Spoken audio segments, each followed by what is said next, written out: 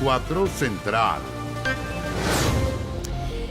Muy buenas noches, bienvenidos, bienvenidas a las noticias. La captura del asesino del mayor Emanuel Sánchez fue sin duda una noticia que impactó en varios países de Sudamérica. Ayer comenzábamos las noticias con eso, ¿cierto? Tanto como este beso del principal sospechoso de disparar en contra del carabinero. Un gesto desafiante que incluso ha sido interpretado como un mensaje en clave para el resto de su banda delictual. Una investigación diligente desde el primer minuto. Logramos la captura, la detención de este individuo. Todo lo que diga pues está en su contra. Con este gesto desafiante terminó el escape de Dayonis Junior Orozco Castillo. 13 días y 5 países recorrió, quien fue el hombre más buscado de Chile y Latinoamérica. ¿Cómo fueron sus últimos minutos en el país? ¿Cómo logró avanzar? ¿Cuáles fueron sus paradas? Para entenderlo hay que volver al comienzo.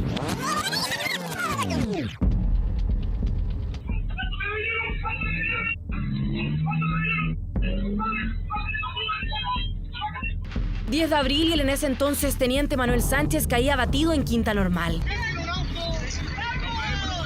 Uno de los delincuentes murió en el lugar, 3 escaparon en los primeros disparos, pero él, Dayonis, fue el último en bajar. Su escape pisando acelerador a fondo, todos a graneros, cambios de auto y dirección al norte. Pero frenazo, sus 3 compañeros de delito cayeron detenidos.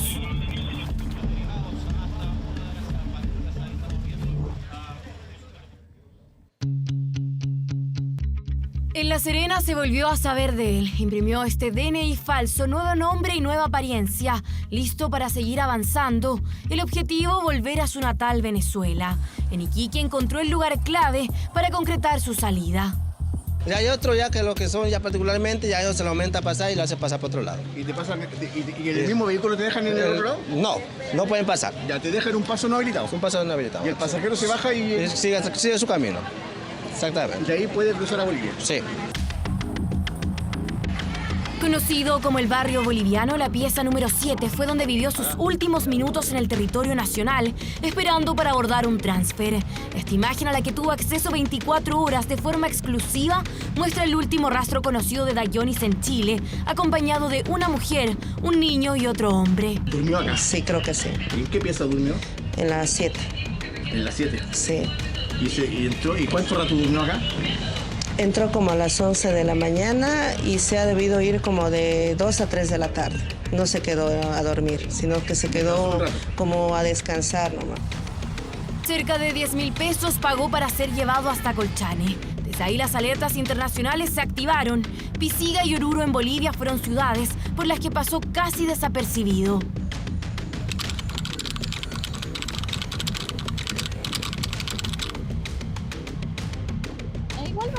Siempre se movió muy rápido y eso también nos dificultó la ubicación y la detención.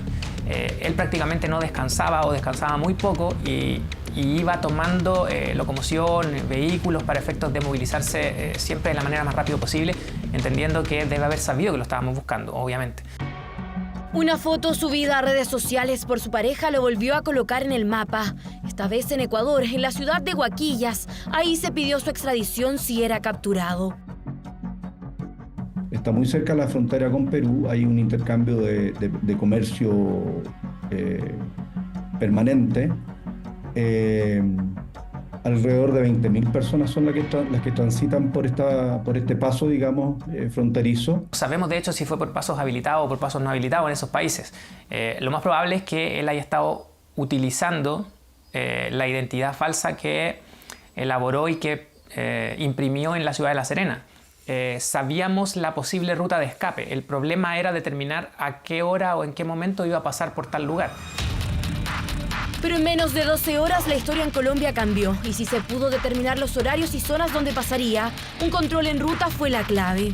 Fue dentro de uno de estos buses interurbanos que la policía controla y hace un registro de cada una de las personas que están en el interior y logra la identificación.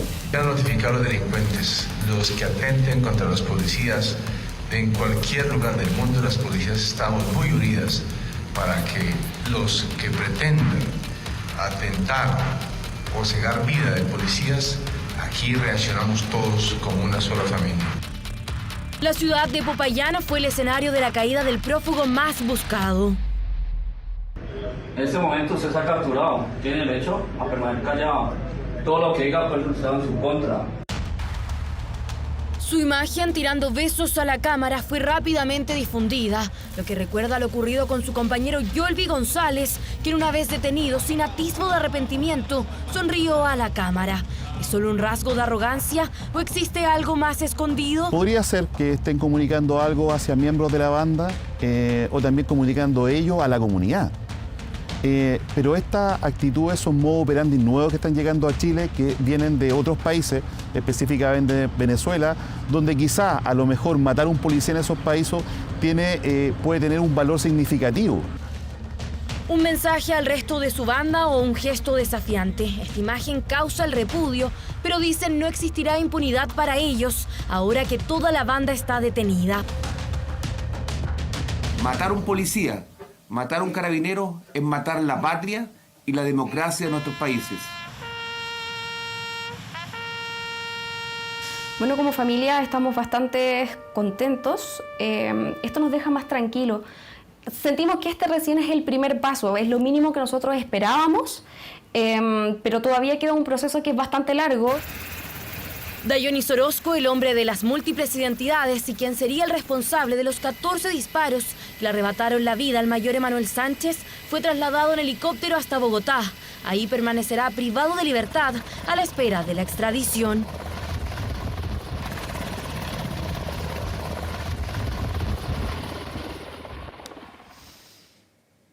Bueno, y aquí en nuestro país una silla vacía retrató la denominada formalización en ausencia de Dayonis Orozco.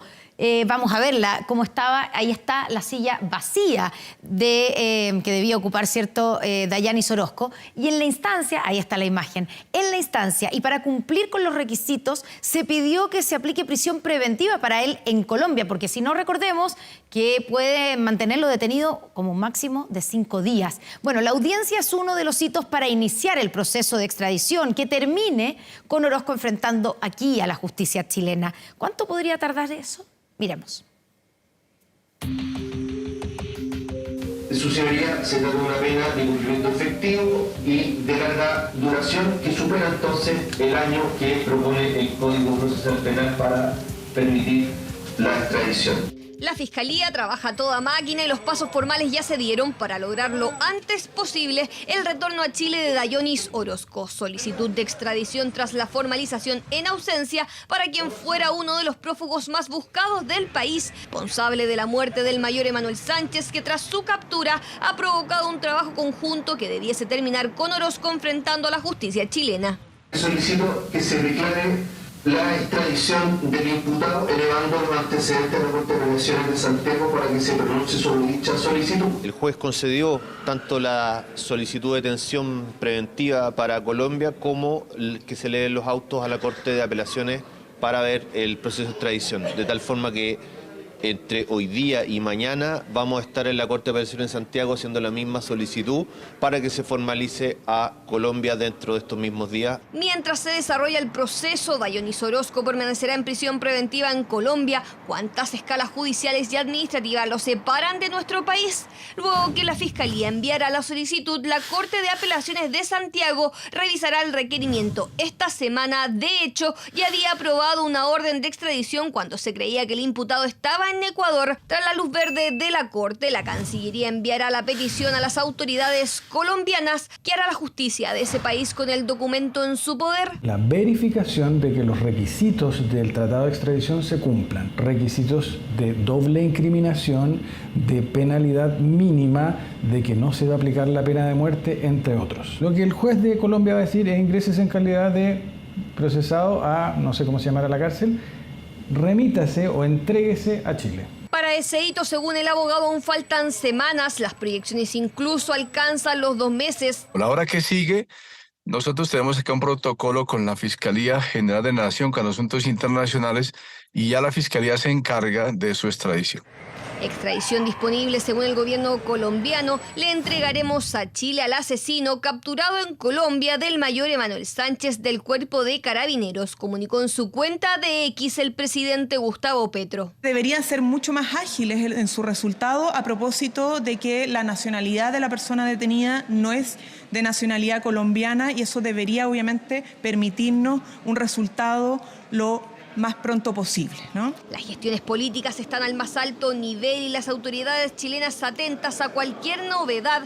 Esto porque casos como este tienen un procedimiento tipo. Hay un procedimiento establecido para ello y obviamente le vamos a dar la máxima urgencia. Nos interesa obviamente que esta persona llegue lo antes posible a Chile y que pueda ser juzgado. Pero es un procedimiento estándar. Cuando el canciller envíe la solicitud, todo estará en manos de la justicia colombiana. Proceso de extradición iniciado formalmente este miércoles que obliga a gestiones policiales, judiciales y diplomáticas para lograr que Orozco, vía extradición, esté lo antes posible en Chile. Último minuto. Vamos con la información del momento. Hasta Antofagasta, un accidente de tránsito dejó en evidencia la presencia en Chile de quien sería un peligroso criminal colombiano conocido como Satanás. Imagínate el nombre. Se trata de un delincuente con orden de captura internacional que era buscado por homicidios en Chile y en Colombia y que además tendría vínculos con las FARC. Ivania Chavarría con los detalles desde Antofagasta. Ivania, buenas noches. Buenas noches, Ivania. Hola, ¿cómo están? Muy buenas noches. Efectivamente, ustedes lo decían, pudo haber sido un accidente más. Sin embargo, este hecho ocurrido el pasado fin de semana dejó en evidencia la presencia de un peligroso criminal de nacionalidad colombiana aquí en la ciudad de Antofagasta. Ustedes lo decían, podría tener incluso vínculos con las FARC. ¿Qué es lo que ocurre? Se trata de un accidente de tránsito, imágenes que ustedes van a pasar a ver en este momento, que ocurre, yo decía, durante el fin de semana en el sector norte de la ciudad de Antofagasta, y en donde un microbús a eso de las 11 de la noche aproximadamente, lleno de pasajeros, es impactado de frente por un automóvil particular que en ningún momento intentó detenerse. Cuando tanto los pasajeros como el conductor de esta máquina descienden de ella para ver la situación, se percatan que el hombre que los había impactado estaba desvanecido y que además tenía impactos de bala en su cuerpo. En ese momento cuando comienza entonces a tejerse esta historia y comienzan a salir algunos antecedentes, como que, por ejemplo, este sujeto minutos antes había estado en un domicilio, también del sector norte de Antofagasta, habría estado con otros sujetos cuando por motivos que se investigan, una de estas personas habría sacado un arma de fuego y habría comenzado a percutarla. Es en ese momento cuando da muerte a un sujeto de nacionalidad chilena y además hiere a esta otra persona que escapa del lugar con impactos balísticos. Testigos de ese hecho dan cuenta a la policía. Finalmente este hombre es detenido. ¿Quién es el autor entonces, o el presunto autor de estos disparos? Se trata de Javier Valencia González, un sujeto de nacionalidad colombiana que estaba en Chile de manera irregular. Este sujeto fue puesto a disposición del Ministerio Público el día domingo, sin embargo, se determinó la ampliación de su detención.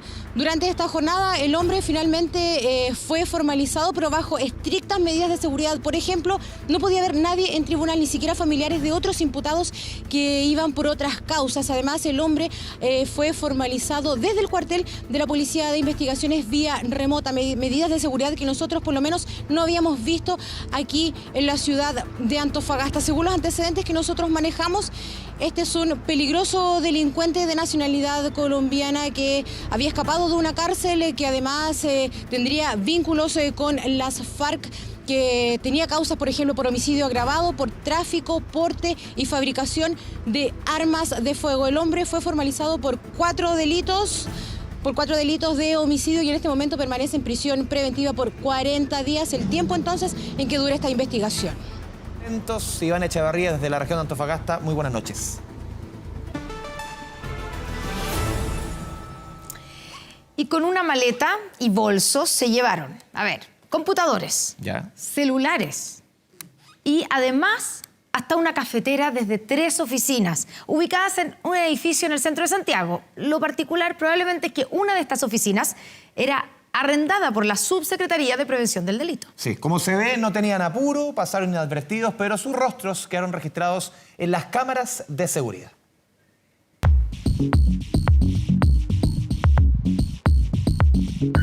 Observe con atención estas insólitas imágenes. Estos delincuentes deben ser de los más descarados del último tiempo.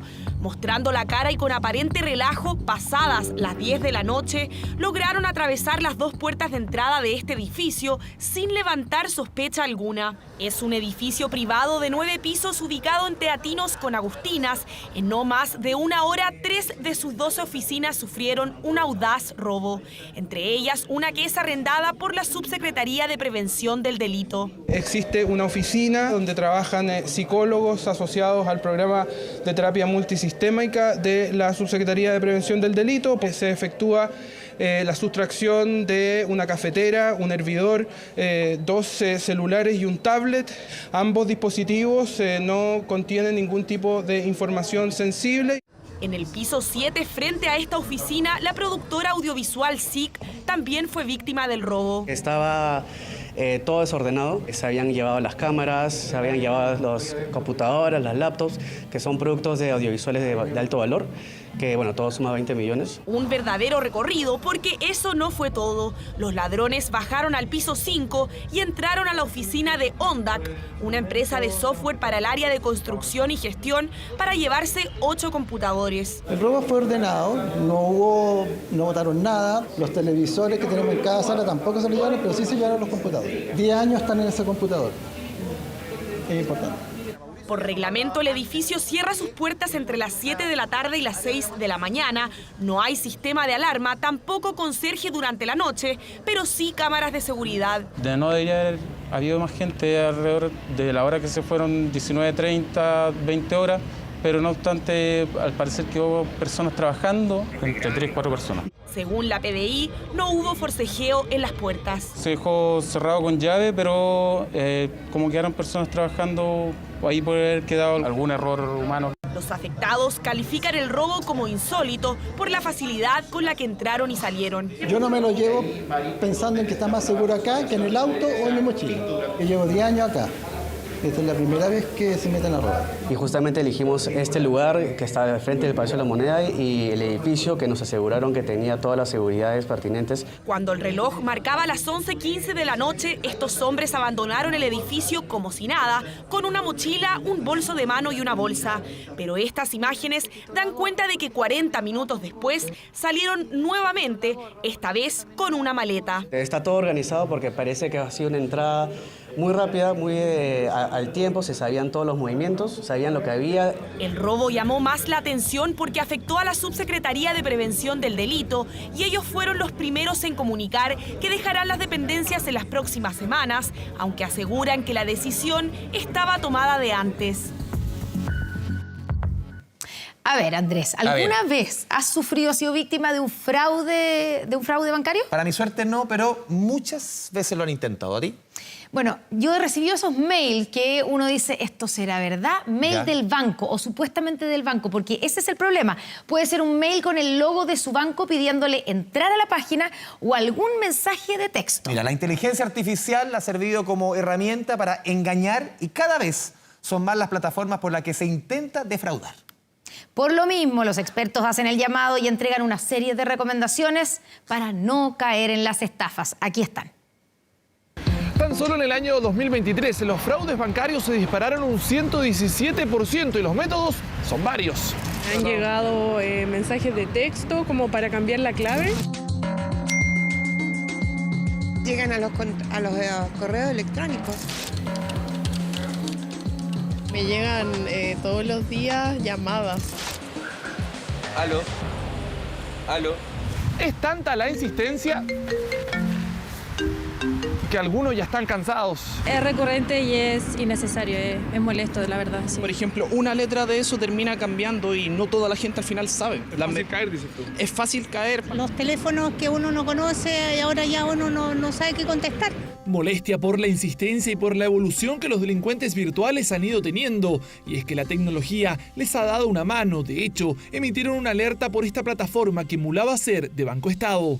Se llama phishing eso. En el fondo es tratar de ir a pescar claves. Entonces hacen páginas exactamente iguales que la del Banco Estado, ingrese su número de cuenta aquí, su root en este caso, su clave acá y error no sé cuánto, sabe que no podemos entrar. Y el sistema por detrás se queda con mi root y con mi clave. Y la preocupación de los usuarios es generalizada, aunque la mayoría pone ojo en la brecha digital que existe en nuestro país. Si a mi mamá le manda ese mismo link, es altamente probable que lo abra, que acceda. Por ejemplo, una persona de 70 años, un adulto mayor, puede perfectamente llegar y caer, porque no tiene el conocimiento básico sobre la tecnología. Por lo mismo, nunca está de más conocer las recomendaciones que entregan los expertos.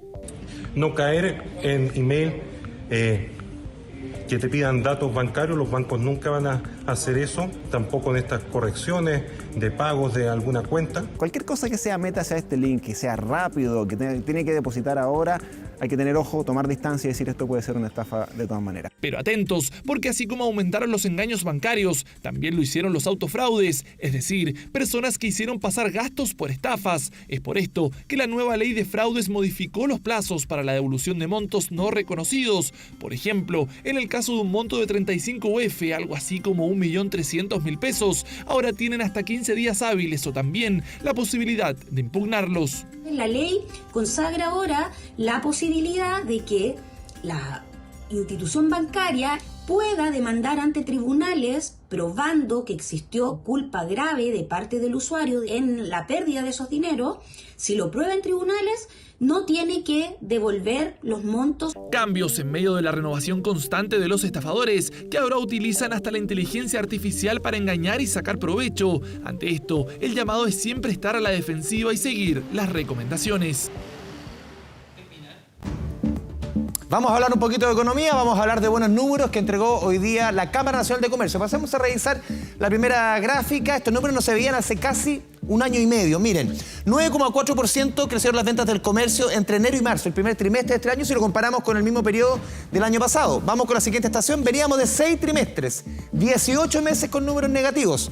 Vamos a la última estación, en marzo, solamente en marzo. Lo que yo les mostraba acá era enero-marzo, el primer trimestre. En marzo las ventas crecieron 14%. ¿Cuáles fueron los sectores o los productos que más se vendieron durante el tercer mes del año? Pasemos a revisar. Electrónica, un 25%, sobre todo recuperación tras la pandemia. La siguiente estación es bien importante. Vestuario, 24%. Aquí hay un ítem que creció muchísimo. El vestuario infantil, casi un 50% creció la venta. Vamos con la siguiente estación. Esta es bien importante. Un factor mide la temperatura de la economía. Las ventas de los supermercados crecieron 11,2% durante el mes de marzo. Una buena noticia. Vamos con la siguiente estación y aquí se grafica lo que yo les contaba al principio. 18 meses que traíamos de ventas negativas. Miren, julio y septiembre del 2022 las ventas del comercio cayeron, se contrajeron 21%. Octubre y diciembre del 2022 caía de 20%. El siguiente trimestre 12% de caída. Avanzamos un poquito en el tiempo, octubre y diciembre 5,8% de caída y llegamos a este primer trimestre del 2024 con un aumento de 9,4%, algo que no se veía hace un año y medio. Otra noticia positiva para nuestra economía, serán signos incipientes de reactivación, tiene que ver con el riesgo país. De acuerdo con el indicador de bonos de mercados emergentes EMBI, el riesgo país de Chile alcanzó 119 puntos, el más bajo desde febrero del 2018, cuando llegó a 116,95. Es además el riesgo país más bajo de Sudamérica. Pongamos el contexto. Perú tiene 150 puntos, Brasil 199 puntos y Colombia con 282. Constanza. Y continuamos con la defensa del general director de Carabineros, Ricardo Yáñez, que recurrió hoy a la Corte de Apelaciones para intentar un último recurso, ¿cierto? Postergar su audiencia de formalización que, de confirmarse y concretarse, marcará su adiós al cargo.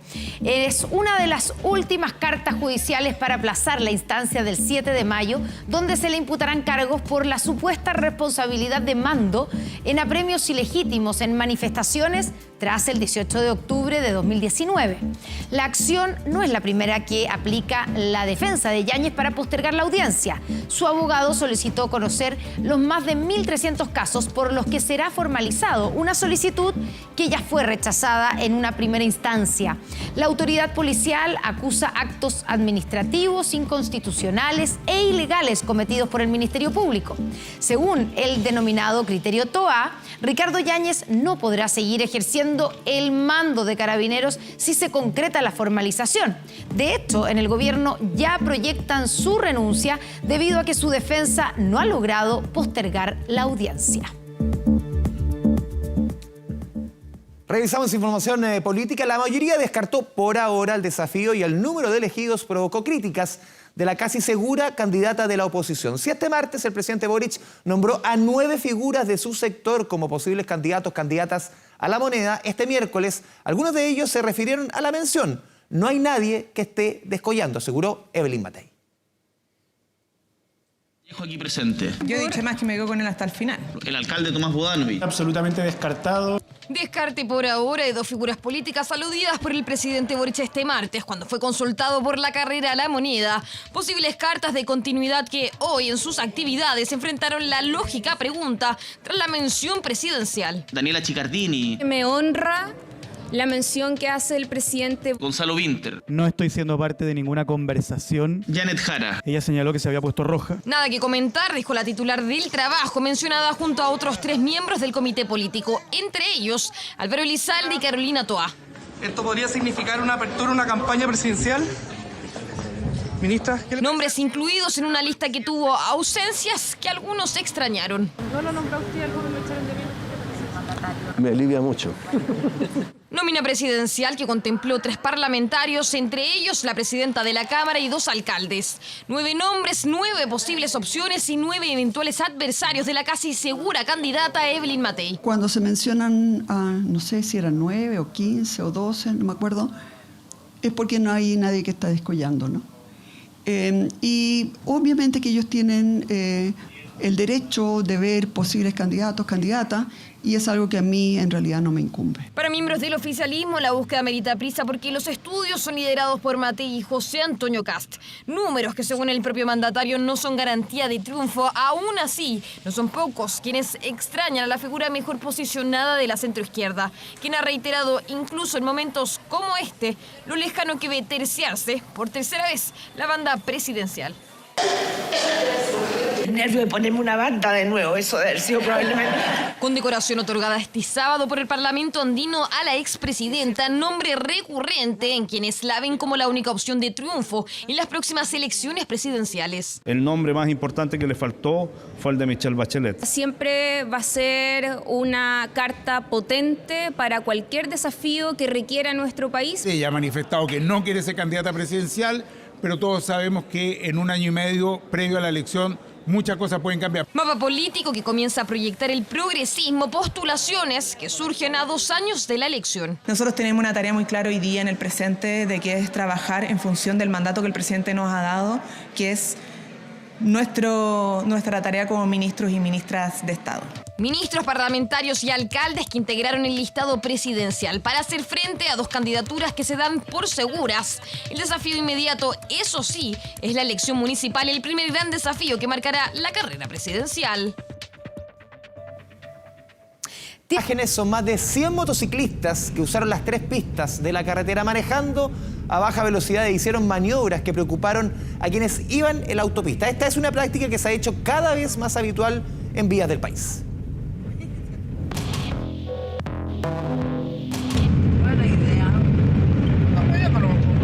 Momento registrado por un usuario de la autopista Vespucio Oriente que causó molestia y también extrañeza. Tienen las patentes adulteradas. Sí. Uy, todos, mira. Una caravana de motociclistas que se tomó las 3 pistas de la carretera. Me extrañó porque en la autopista había mucho taco, había mucho tráfico y esa hora no es usual. Se debía a un grupo de hasta 150 motociclistas que no daban el paso. Para Macarena, un recorrido que desde Pedro Fontova no supera los 15 minutos, le tomó casi 40. Se pusieron a hacer piruetas, levantando ruedas y haciendo zigzag, porque tenía miedo de que impactaran con el auto de uno. Manejaban a una velocidad muy por debajo de los 80 kilómetros por hora. Y en el desplazamiento pudimos apreciar que ocupaban las 3 pistas de circulación, lo hacían a una velocidad reducida, aproximadamente entre 40 y 50 kilómetros por hora. Así llegaron hasta el sector de Quilicura. Se trataría de una práctica que realizan distintos grupos de motociclistas en algunas vías urbanas cada cierto tiempo.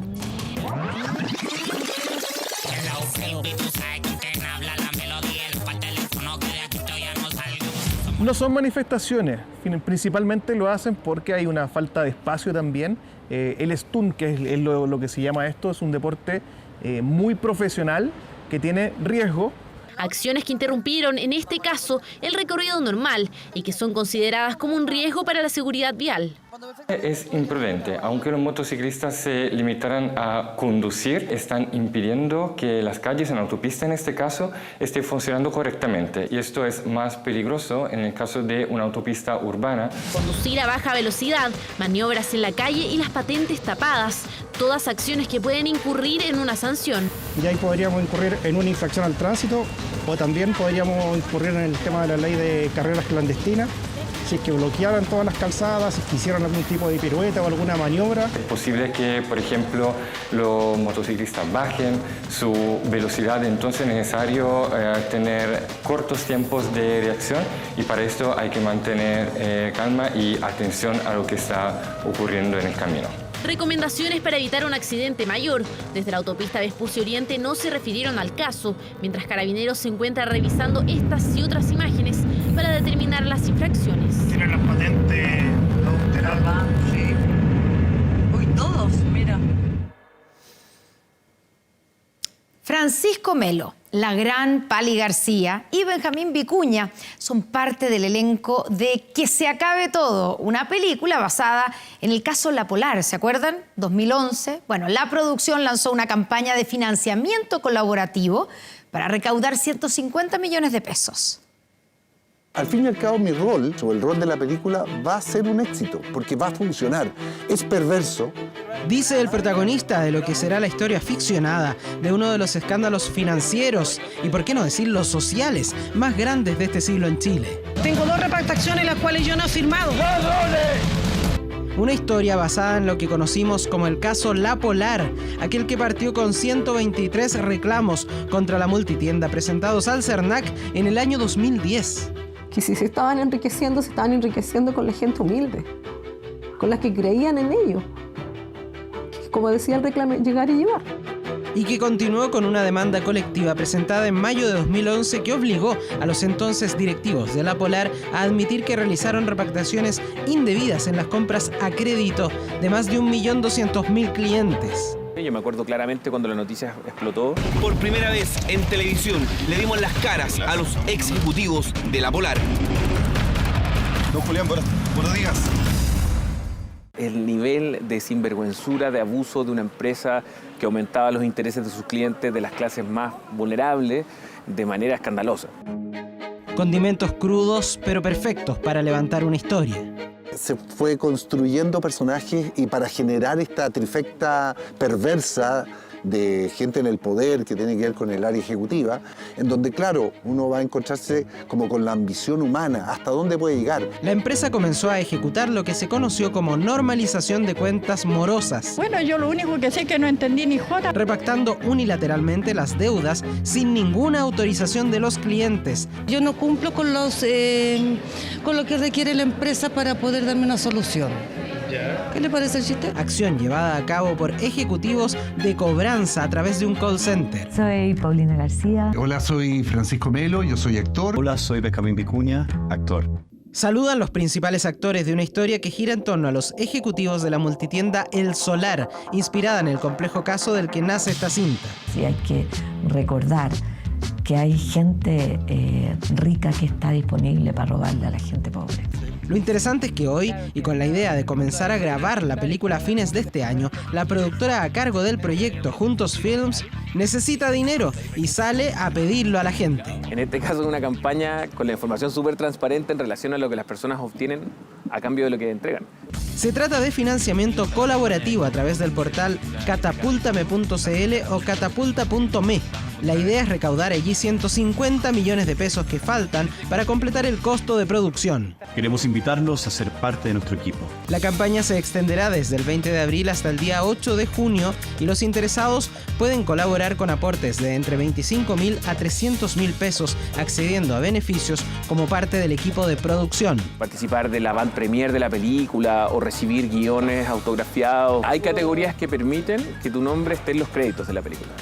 Es la novedosa forma de financiamiento para un proyecto donde todos quienes quieran colaborar podrán ser parte del equipo de producción. Abordar un tema que evidentemente forma parte de nuestro inconsciente colectivo me pareció tremendamente interesante. Que se acabe todo. Aún no tiene teaser ni un tráiler, pero están las ganas. Y del apoyo comunitario dependerá que comience todo para que se acabe todo. Estos son los 8 países en que la eutanasia está descriminalizada. Países Bajos, Luxemburgo, Bélgica, España, Nueva Zelanda, Canadá y, ojo, recientemente Colombia y Ecuador. Ahora Perú, tras una resolución judicial, autorizó la primera eutanasia de su historia a Ana Estrada, quien falleció este domingo. ¿Qué tan avanzado está el debate en Chile? Lo vemos en la siguiente nota. Y lo que quiero es eso, quiero tener la libertad de elegir cuándo morir. Tuvo que aprender a vivir con una enfermedad incurable y progresiva. 12 años vio su cuerpo deteriorarse hasta dejar de comer o respirar por sí misma. Cuando hay polimiositis, las defensas del organismo ven al propio cuerpo como enemigo y en vez de atacar virus o bacterias, atacan músculos. El dolor se volvió insoportable y un día Ana ya no se levantó más. En 2019 recurrió a la justicia en Perú, pidió acceder a la muerte asistida. Estos son registros de la intensa batalla judicial que dio postrada en su pieza. Con un computador, un micrófono, luchó años. Siempre he dicho que respeto las creencias de las personas que están en contra. En 2021, la Corte Superior de Justicia ordenó al Ministerio de Salud de Perú respetar su voluntad. Un fallo inédito ratificado por la Corte Suprema. Cuando estuviera lista, podría dejar de existir. Y el 21 de abril llegó ese día. Wissen Sie, was passiert, wenn Sie diese Infusion aufmachen? Ja, dann sterbe ich. Ja. Und das ist das, was Sie jetzt wollen. Ja. En 8 países está descriminalizada la eutanasia. En América Latina el debate avanza. En Ecuador y Colombia ya es un hecho. Chile aún lo discute.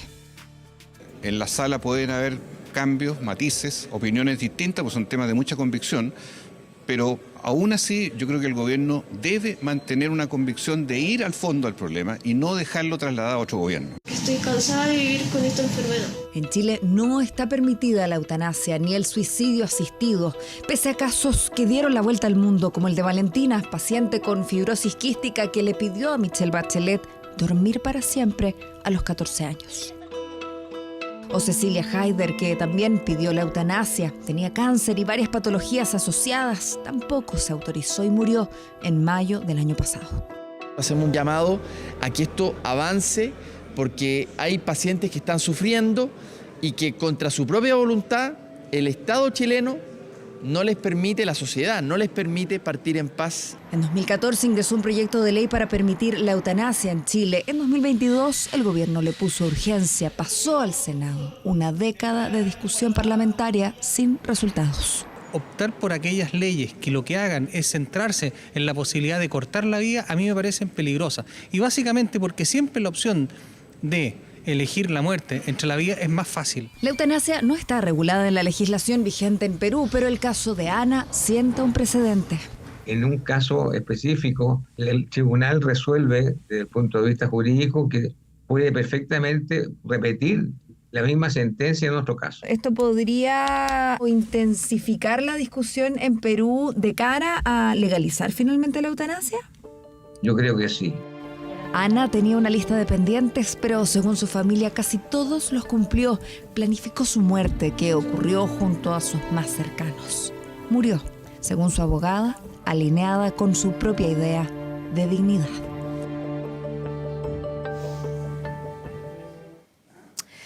120 kilos de marihuana encontró el OS7 de Carabineros en la extensa parcela de un agricultor, quien dejó los cultivos tradicionales para cosechar droga dentro de su propio predio en la precordillera.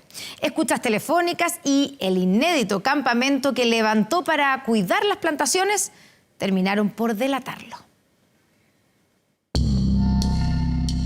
Me preocupa que te vayan a pillar, que estoy con la sensación de que voy a leer la noticia y me aterra. Ya, tranquilita, mi amor. Poco y nada le importó a este agricultor el presagio de quien se presume es su pareja. Ella sabía que tarde o temprano la policía iba a descubrir el jardín secreto que escondía detrás de su casa y en su propia parcela. Este era el predio de un campesino que dejó atrás el esforzado negocio de las papas y los tomates. Su destreza la utilizó para cultivar marihuana. Si yo tengo cámara donde estoy, pues. ¿Tienes cama? Sí, pues tengo una colchoneta, 2 colchonetas aquí, estoy tirado y estoy acostado. ¿Y no le da miedo ahí solito de aquí todos los árboles? Tengo que tener miedo ya. Esta persona tenía otros cultivos tradicionales, pero el fuerte de su negocio era claramente el negocio ilícito, las plantaciones de cannabis sativa.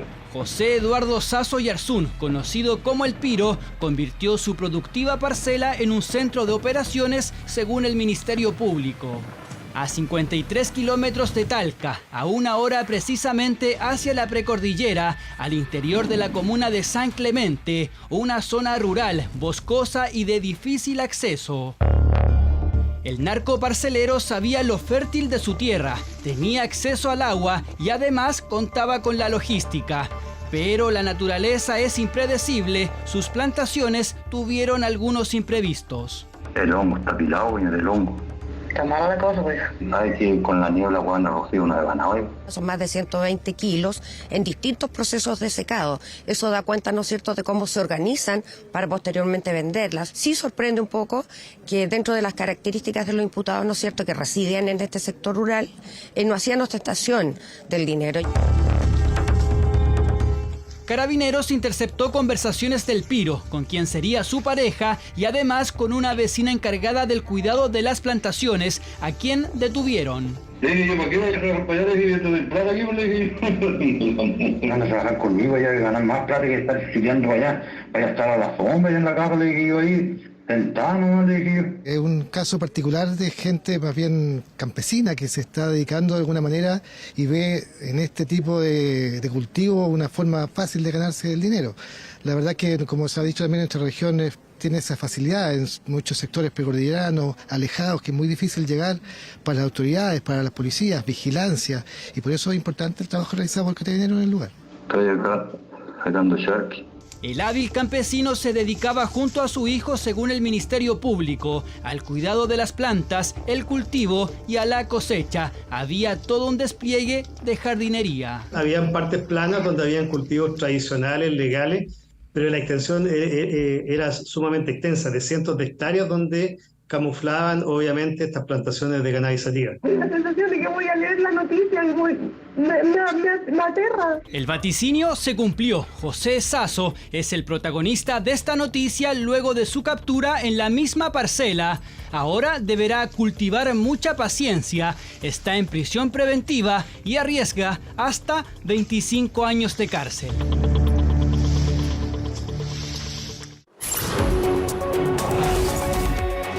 Informe 24. Mira, Connie, pensemos en la siguiente situación. En un barrio de cualquier comuna se instalan 3 barberías, una al lado de la otra. Su funcionamiento hasta altas horas de la noche. A quienes atienden no hay claridad. ¿Qué venden? Tampoco. ¿Le llama la atención? Sí. ¿Le llama la atención?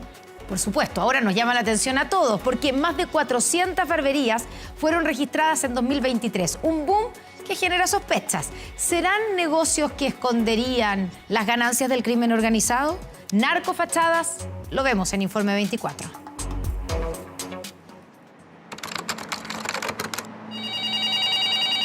Buenas tardes, ¿cuál es su emergencia? Fue a cortarme el pelo a una peluquería y andaban unos tipos armados.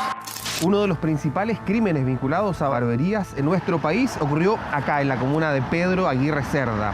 Una llamada al 133 en junio del año 2022. Es una peluquería, todavía se están cortando el pelo. ¿Cuántos individuos son? Al menos 3, y tienen uno afuera vigilando.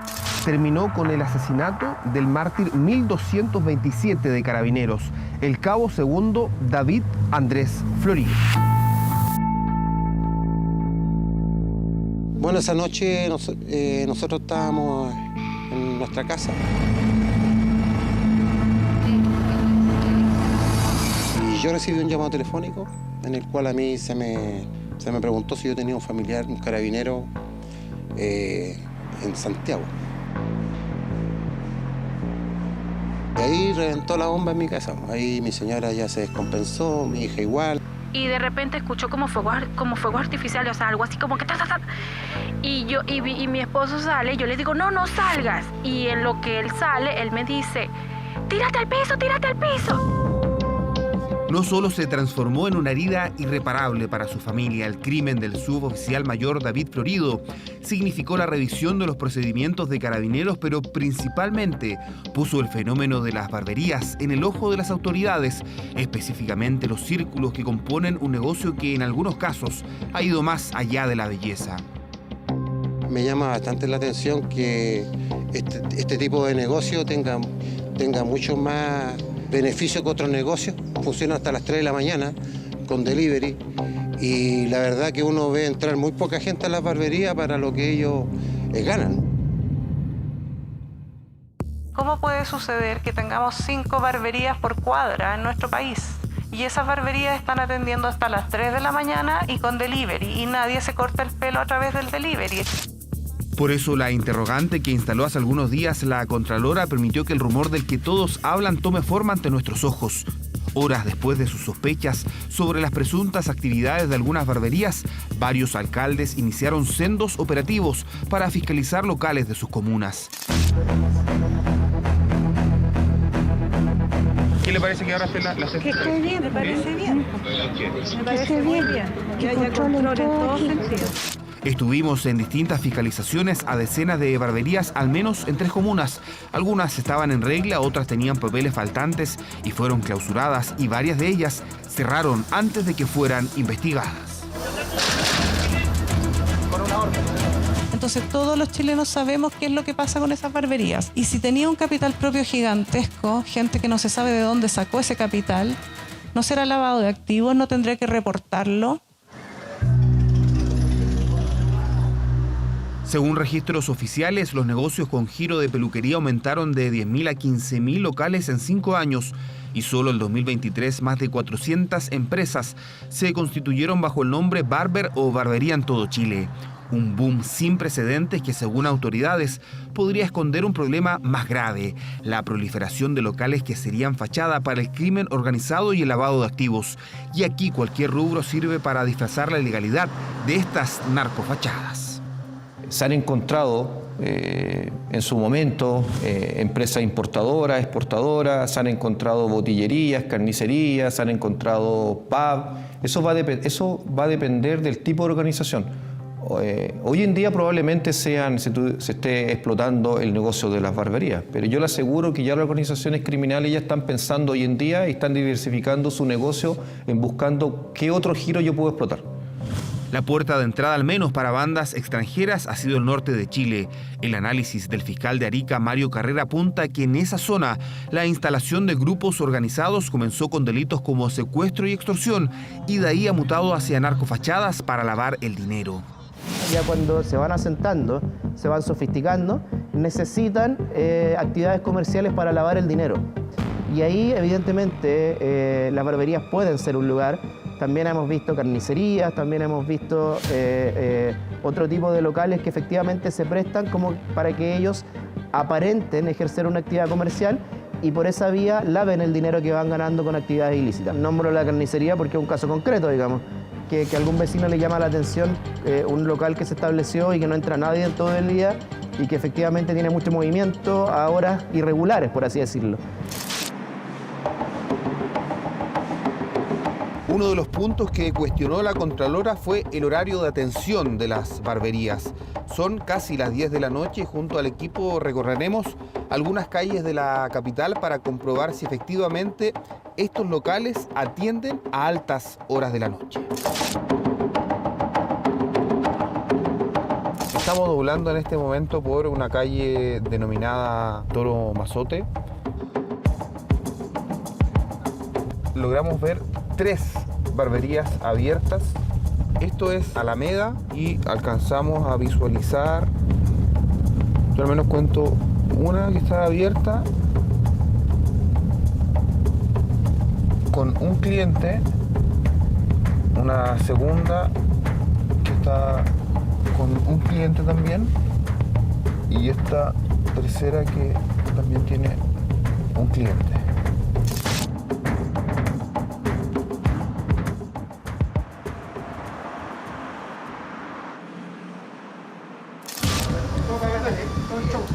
Horas después, la seguridad de Estación Central lleva a cabo un operativo en la denominada Pequeña Caracas. Hay algo que llama la atención de los inspectores.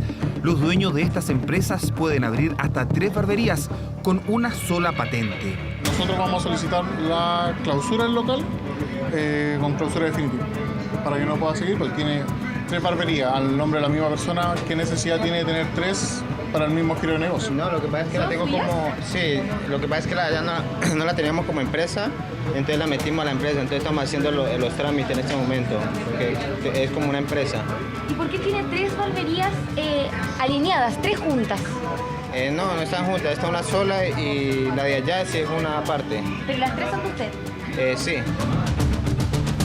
Nosotros cerramos siempre a las 10, 11, más tarde a las 11:30, 12, eso. Eso igual es tarde en Chile, por lo menos. Pero, Eso igual es tarde para un horario como laboral de Chile. sí, pero lo que pasa es que nosotros no tenemos como un horario, pues nosotros podemos venir a las 10.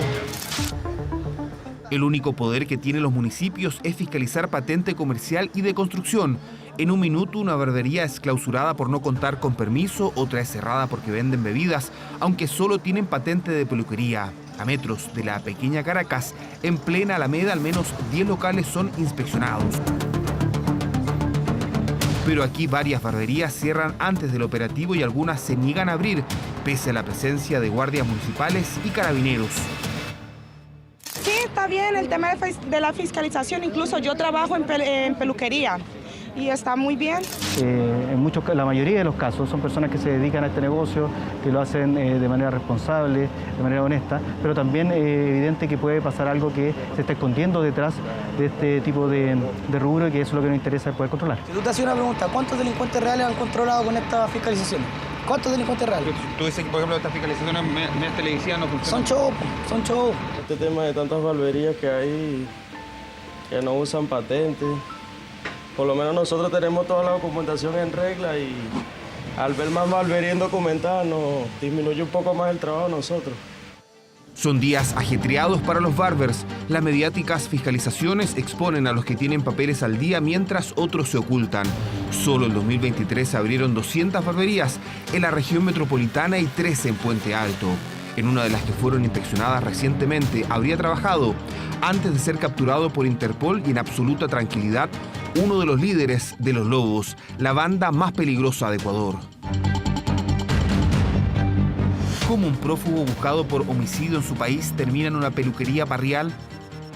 Esa persona no apareció por obra del Espíritu Santo en nuestro país, sino que ingresó por un paso irregular o no habilitado. Por lo tanto, hay que intensificar los controles en los pasos irregulares.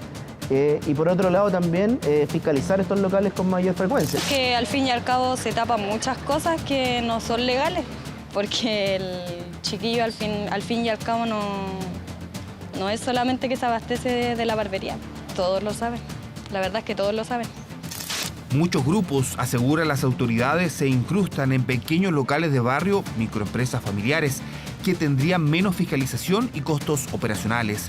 Estas bandas que podrían estar vinculadas, por ejemplo, al lavado de dinero, terminaron torciéndole el sentido a la ley de microempresa familiar. Y por eso mismo tenemos que cortarles la fuente de financiamiento. Y si las barberías son parte importante de la fuente de financiamiento, tenemos que entonces no solo clausurarlas, necesitamos que el Congreso y el Gobierno doten a los municipios de más atribuciones para que puedan ejercer esa labor. Solo así se entiende que en la Florida un grupo narco haya usado como fachada una barbería, la que fue demolida en febrero del 2023. Así se iniciaba, al menos en la Florida, el plan contra las narcocasas en un proyecto que siguió por estos días, con duras fiscalizaciones en las 85 barberías de la comuna. Había una barbería ahí, los mismos vecinos nos decían, oiga, acá 200 lucas el corte, a las 3 de la mañana. ¿Por qué viene gente a una barbería a las 3 de la mañana? Podríamos, a través de una ordenanza, buscar regulaciones adicionales respecto al horario de funcionamiento y respecto a las cosas que se venden aparte del corte de barba o el corte de pelo. Que es perfectamente lícito que alguien que tiene una barbería pudiera servir café, por ejemplo, o servir una bebida, pero no puede vender alcohol. El concepto de narcofachada no es antojadizo. Más del 70% del lavado de activos tiene como delito base el tráfico de drogas. Pero muy lejos de las luces de las fiscalizaciones, una gran preocupación de policías y autoridades es seguir la pista de locales fachada y grupos criminales que son mucho más silenciosos en actividades ilegales. Según la PDI, en 2018 requisaron 7.000 millones de pesos en lavado de activos. Ya el 2023 esa cifra alcanzó los 37.000 millones de pesos. Y eso es una razón muy sencilla, porque lo que necesitan y lo que buscan las organizaciones criminales es no llamar la atención. En ese sentido han existido investigaciones y delincuentes que incluso han pensado más allá y dicen, bueno, yo no quiero llamar la atención y no voy a llamar la atención ni siquiera a nivel de impuestos. Y se han detectado negocios donde delincuentes derechamente se han preocupado incluso de pagar impuestos y no levantar alerta incluso a ese nivel. Hoy día pueden ser las barberías, pero yo le aseguro una cosa, que el día de mañana el modelo de negocio ya va a ser otro. La pregunta es, ¿estamos capacitados para poder ir detectando esos nuevos modelos de negocio?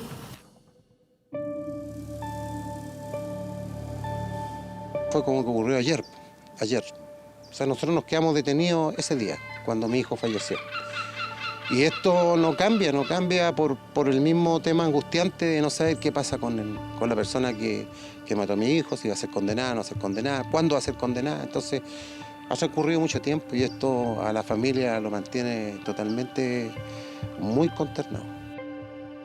22 meses después, el caso Florido sigue sin cerrar, al igual que la profunda cicatriz que atraviesa a su familia.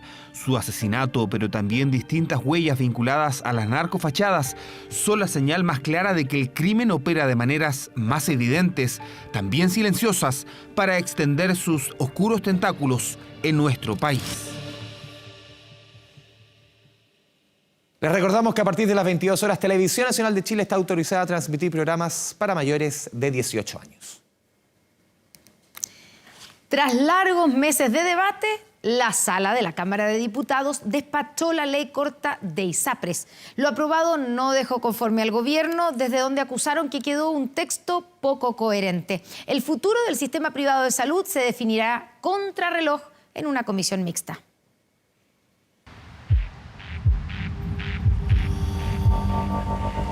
Deberían pagar porque han ganado mucho dinero. Igual yo tengo una enfermedad crónica que estoy en el GES y no sé qué va a pasar con uno. Una incertidumbre que se mantiene para casi 3 millones de afiliados al sistema privado de salud. Tras largos meses de debate, la Cámara de Diputados despachó la ley corta de ISAPRES, pero persisten muchas dudas. Por la forma en la cual se votan los proyectos en el Senado y la Cámara, a veces el texto no queda del todo coherente. Y como este es un texto que tiene ciertas complejidades técnicas, se tiene que hacer el esfuerzo para que quede coherente. Fue el mensaje que se repitió en el gobierno, ya que varios temas aprobados por los senadores fueron rechazados por los diputados y así viceversa. Por ejemplo, tras la negativa del TC a la mutualización, hoy no se sabe cuánta plata deben devolver las ISAPRES ni de qué manera. Lamentablemente, en todo lo referido a la deuda que tienen las ISAPRES con sus afiliados, ha quedado una especie de engendro legislativo. Yo creo que una mixta nos da posibilidad de dialogar y de introducir elementos que en estos momentos se rechazaron, con muchas indicaciones que presentamos como sector político, pero eso es lo que hay que dialogar. Los diputados aprobaron temas como permitir el pago a través de bonos, pero a su vez se rechazó la prohibición a las ISAPRES para que puedan retirar utilidades. El futuro del sistema privado de salud finalmente se resolverá en una comisión mixta cuyos integrantes serán los diputados Lilayu, Celis, Lagomarsino, Yoemas y Gasmuri. Por el Senado, los representantes serán Macaya, Órdenes, Castro, Chaguán y Gaona. Terminó generándose una aberración, un Frankenstein que por supuesto se va en la práctica vacío. Yo debo ser responsable, estoy dispuesto para legislar en la semana distrital. Bueno, hay temas que quedaron un poco contradictorios y que tenemos que ir ahora, nuestro interés es seguir en el trámite lo más rápido posible. El futuro de las ISAPRES se resolverá contrarreloj. La próxima semana es distrital y el plazo para cumplir el fallo de la Corte Suprema por la tabla de factores y los cobros en exceso vence el 12 de mayo, un plazo que miran con atención los 3 millones de afiliados al sistema. España vivirá... Estamos de vuelta en las noticias con la información del momento. Un allanamiento en Estación Central terminó con una persona baleada por un carabinero y está en riesgo vital. Según la versión preliminar, el hombre intentó evadir el control policial escapando por los techos. Jan Jaquetti, los detalles hasta ahora. Jan, buenas noches.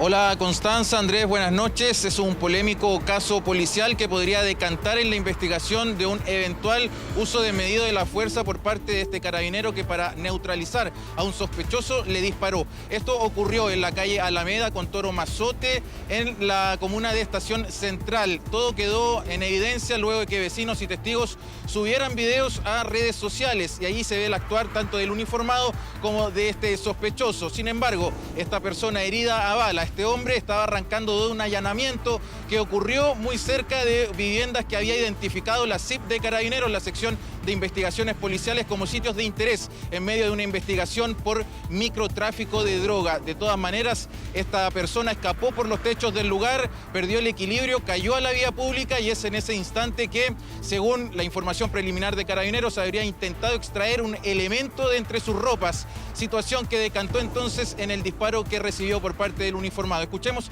qué nos señalaban en más antecedentes que aportó Carabineros.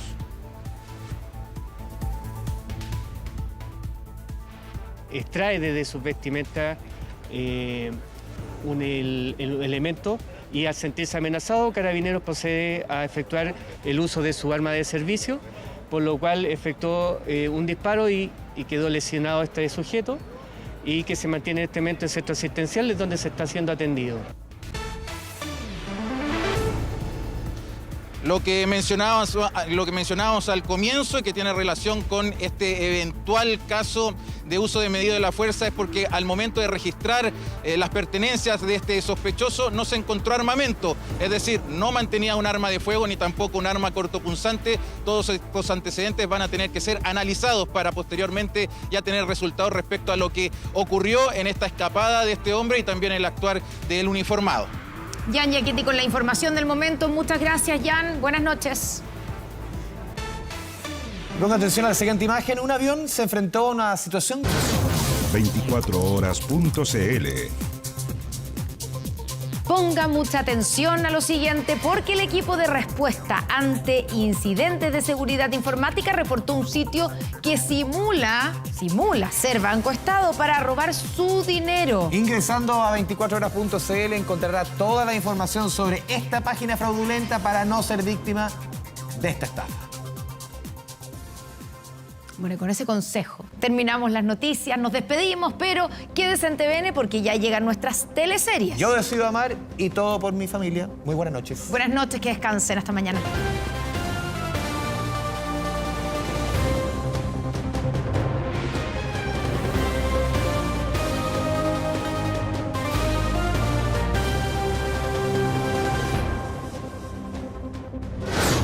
Con el auspicio